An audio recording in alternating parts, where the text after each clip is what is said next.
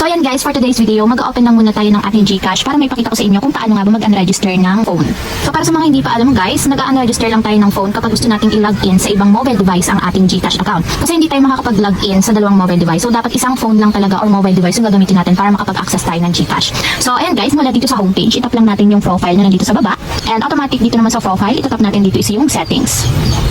So dito naman sa settings guys, hanapin nyo lang yung account secure dito sa security. So tap lang natin yung account secure.